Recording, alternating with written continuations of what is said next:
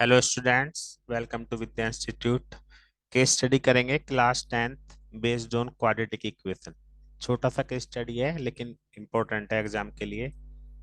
ध्यान से पढ़ते हैं। If P x is a quadratic polynomial a x square plus b x plus c, जहाँ पे ए जीरो के इक्वल नहीं है, then P x equal to zero is called a quadratic equation. तो ये सभी को पता होना चाहिए कि जब क्वाड्रेटिक पोलिनोमियल को जीरो के इक्वल रख दिया जाता है तो उसको क्वाड्रेटिक इक्वेशन बोलते हैं। ठीक है, तो अब हम कुछ क्वेश्चन का आंसर देते हैं। सबसे पहला पार्ट है, विच of the following is correct about the equation. इस वाली इक्वेशन में इनमें से कौन सी बात सही है। फर्स्ट पार्ट है, a b c are real number. A b c real number है लेकिन सी जीरो नहीं होना चाहिए, तो ये बात सही नहीं है क्योंकि सी जीरो भी हो सकता है। A b c are rational number, ये भी जरूरी नहीं है, ए बी सी कुछ भी हो सकते हैं। ए बी सी इंटीजर, ये भी सही नहीं है। A b c are real numbers and a not equal to zero, ये बिल्कुल सही बात है कि ये जो ए बी सी है ये रियल नंबर होंगे और पहली टर्म कभी भी जीरो नहीं होनी चाहिए, क्योंकि अगर स्क्वायर वाली टर्म जीरो होगी तो वो क्वाड्रेटिक इक्वेशन नहीं होगी। तो फर्स्ट पार्ट है आंसर।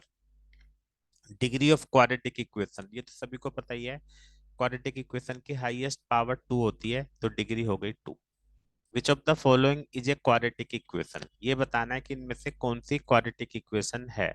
तो हम चेक कर लेते हैं। फर्स्ट वाले पार्ट में आप देखोगे अगर मल्टीप्लाई करोगे तो एक्स स्क्वायर आ जाएगा और किसी टर्म में एक्स स्क्वायर नहीं है, तो ये क्वाड्रेटिक इक्वेशन है।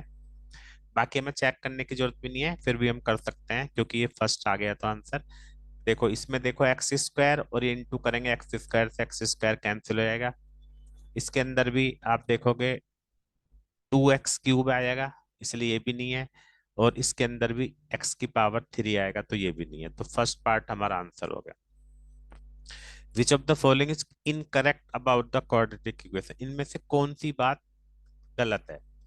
If a alpha square plus b alpha plus c, then x minus x equal to minus alpha is the solution of given quadratic equation.